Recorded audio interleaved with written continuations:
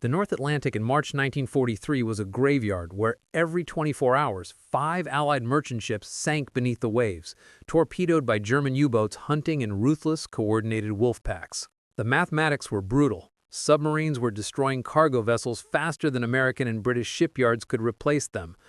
Admiral Karl Donitz commanded over 200 operational U-boats, and his crews were winning the tonnage war that would determine whether Britain starved or survived. In March alone, U-boats sent 108 Allied ships to the bottom, over 727,000 tons of desperately needed supplies, erasing 6 months of production in a single month. Wheat rotted in Canadian silos, steel meant for British factories rusted in American ports, and aviation fuel intended for RAF bombers fed fires in the mid-Atlantic instead. Convoy duty had become a death sentence. Of 43 ships departing New York with convoy SC-22, 9 never reached Liverpool, a 21% casualty rate. HX-229, traveling parallel, lost 13 vessels in 72 hours. Survivors watched U-boats surface, count their kills, and dive to hunt again, while escort destroyers raced helplessly between torpedo explosions across 50 square miles. The Wolfpack system was devastating. 20 to 30 submarines and patrol lines broadcasting convoy positions to converge for simultaneous night attacks, then scattering before dawn to regroup. British statisticians calculated that at current loss rates, the merchant fleet would vanish by autumn 1943, making the 1944 invasion of Europe impossible. The Allies desperately needed air coverage in the mid-Atlantic, the Black Pit, beyond the reach of land-based aircraft. Fleet carriers were too slow to redirect, tied up in the Pacific or bombing German cities. The solution arrived in the unglamorous form of escort carriers, merchant hulls with flight decks, built in 90 days instead of 2.5 years, a brainchild of industrialist Henry Kaiser. Though slow, lightly armored, and small, each carried 27 aircraft for anti-submarine warfare, proving cost-effective compared to fleet carriers. By May 1, 1943, 6 escort carriers joined the Atlantic Fleet, but the real revolution was improvisation. Depth charges were inadequate. Submarines could dive and evade while escorts groped blindly. British engineer Charles Good's Hedgehog system changed that, projecting 24 contact-detonating projectiles ahead of ships, raising kill probability to 25% per attack, a 500% improvement.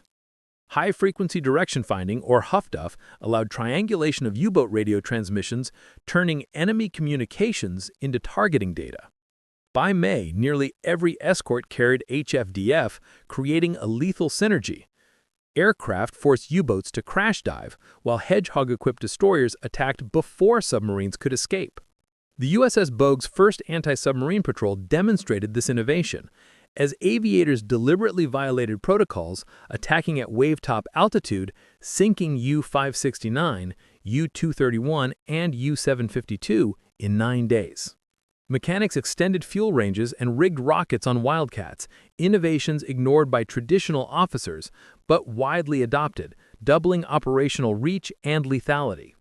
By May 10, coordinated sweeps of Bogue, Card, Core, and Santi covered 1,000 miles of convoy routes, hunting every submarine detected by HFDF.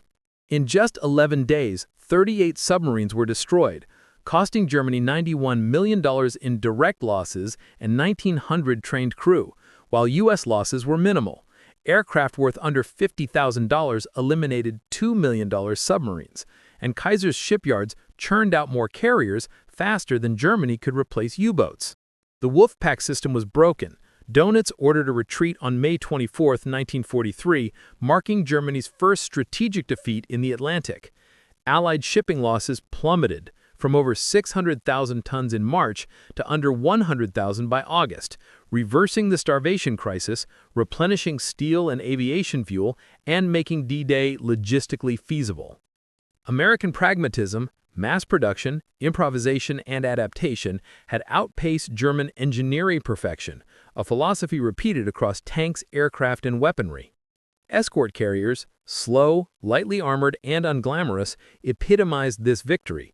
50 eventually served in Atlantic and Pacific campaigns, sinking 69 submarines, saving thousands of merchant sailors, and ensuring the supply lines that won the war, proving that in combat, effectiveness mattered far more than elegance or tradition.